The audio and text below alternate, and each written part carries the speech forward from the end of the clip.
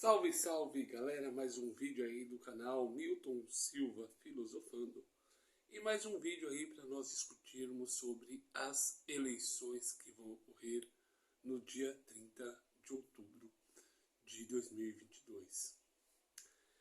Estamos vivendo um momento muito drástico, muito perigoso para a democracia. Temos duas opções.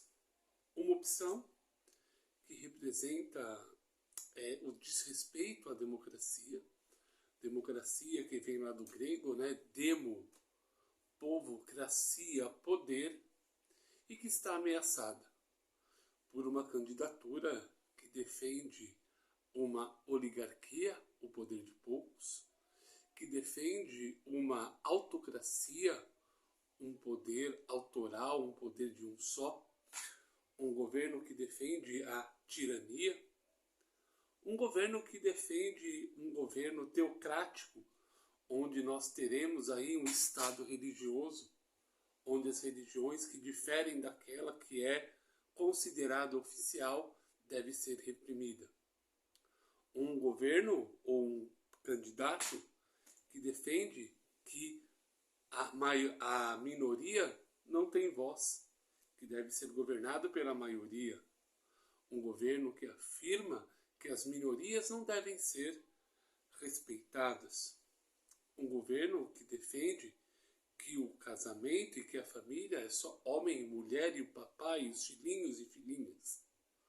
Um governo que não respeita em nenhum momento o princípio de liberdade, que quer caçar e perseguir os institutos de pesquisas.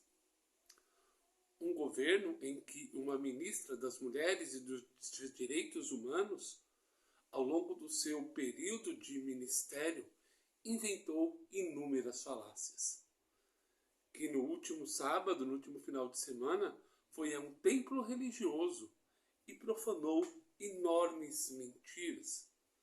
Que disse que, cometendo um erro geográfico, né, de fronteiras, que existe ali um tráfico de crianças, onde crianças têm seus dentes arrancados para fazer sexo oral. Vamos supor que isso é verdade. Por que ela não se pronunciou antes?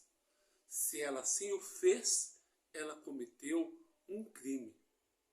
É um crime muito grave. Um crime em que ela, como condição de ministra, deveria denunciar. Se não o fez, ela cometeu um grave crime. Um crime de omitir. Um crime de esconder uma prática ilícita. Ela prevaricou. Tá? Se isso tudo que ela disse é verdade, por que ela não denunciou antes?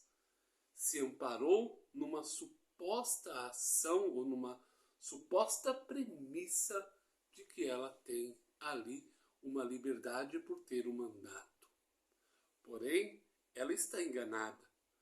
Esta liberdade de ter um mandato só ocorrerá quando ela for diplomada, caso que ainda não foi.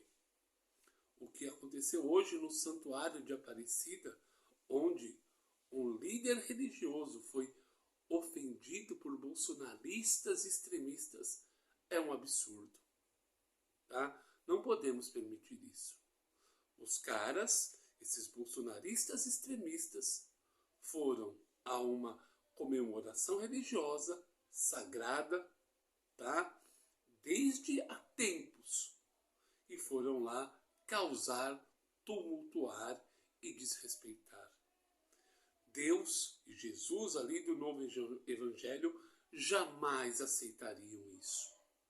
Jamais permitiriam tal prática. É uma prática que desrespeita o princípio religioso de amor ao próximo, né? Jesus, quando estava sendo crucificado, olhou ali para um daqueles que estavam ao seu lado e disse que eu o perdoo pela fala que fez. E pediu ao seu Pai, Deus, que perdoassem aqueles que estavam condenando, porque não sabiam o que faziam. vocês ditos religiosos que defendem um genocida, que defendem um governo corrupto, tá?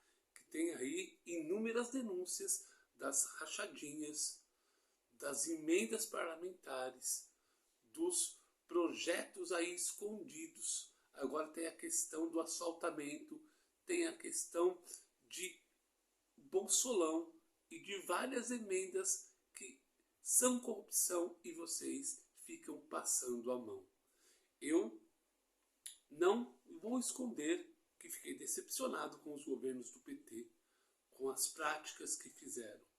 Mas, analisando a atual conjuntura, a atual situação, defendo que nós devemos votar 13.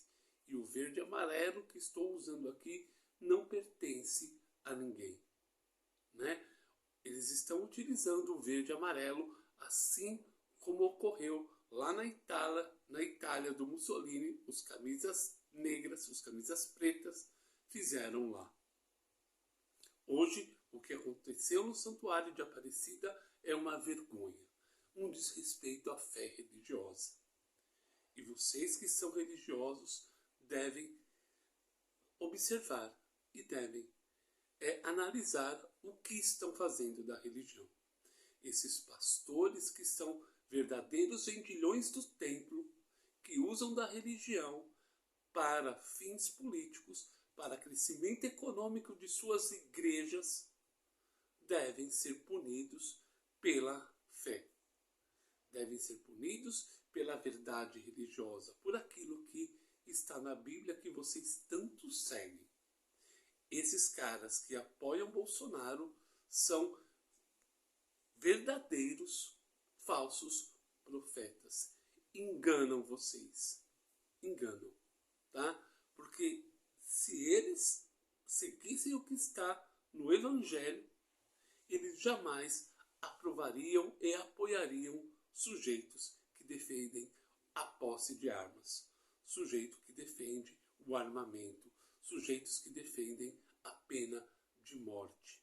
Tá? Mas os esquerdistas defendem o aborto. Defendem o aborto no caso do aborto considerado legal, que é no caso de estupro, no caso de risco de vida da mãe e no caso da criança nascer anencéfala.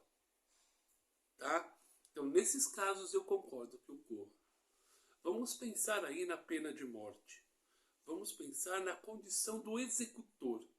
O cara tá lá, 8 horas da noite, assistindo o Jornal Nacional ou assistindo qualquer outro canal e depois vai ver o seu futebol na noite de quarta-feira.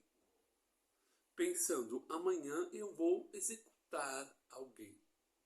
Qual vai ser o valor dessa vida ou da vida para este sujeito? Vamos lembrar lá Hannah Arendt e a banalidade do mal. Né? O que será o mal para esse cara? Ele vai dizer, eu só cumpri minha função? É isso? Então, eu executar a vida de uma pessoa é apenas executar minha função e basta. Eu vou lá e depois, 6 meses, eu descubro, como em muitos casos nesse país que nós vivemos, que o preto pobre e periférico é condenado sem direito à defesa e é executado. Né? Nós temos aí cerca de 900 mil presidiários no Brasil. 44% deles estão lá presos sem julgamento efetivado. Né? Os bolsonaristas defendem que a maior votação dos presidiários foi aí feita foi dada a Lula, mas em 2020, dos 900 mil, apenas 12 mil votaram. Vão pesquisar, vão verificar os dados. Verifiquem os dados de crescimento do Brasil de 2000 a 2010, como foi, apesar dos escândalos ali que ocorreram do mensalão, e eu fui um crítico, e até apoiei candidaturas e só voltei a votar no PT em 2018 por conta do risco Bolsonaro. Bolsonaro é um risco à democracia. Bolsonaro é um autocrata.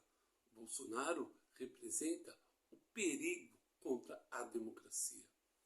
Bolsonaro vai criar um governo que vai limitar as nossas liberdades de criticar ao governo.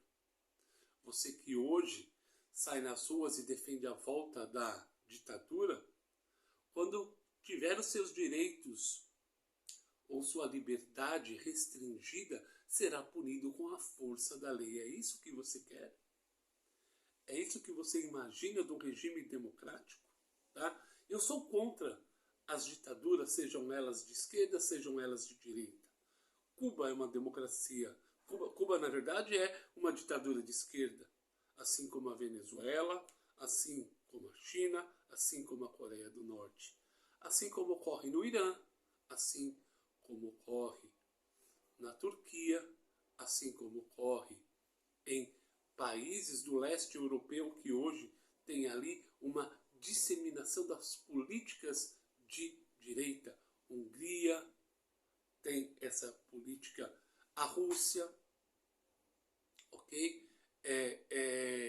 Enfim, precisamos combater esse autoritarismo. Não podemos permitir que o nosso país viva um regime autocrático. Bolsonaro representa a autocracia. Ele quer impor aqui um regime teocrático, um regime onde exista uma única religião oficial. Um sujeito que disse, ou que diz, que só não comeu carne de um índio porque as pessoas que estavam na sua comitiva não o quiseram, é um mal, tá? Então, todas as falas que ele fez durante o seu mandato são suficientes para mostrar que ele não é um sujeito que deve nos governar, tá? Peço a vocês que no dia 30 de outubro votem no candidato que vai permanecer a candidato, vai defender a democracia. Esse aqui é o número 13. Ontem ele fez uma fala dizendo que os seus eleitores permaneçam nas sessões eleitorais após a votação. O que ele quer? Pressionar, nos ameaçar? Não, não vai conseguir. Nós vamos vencer e a democracia vai prevalecer. Um abraço a todos.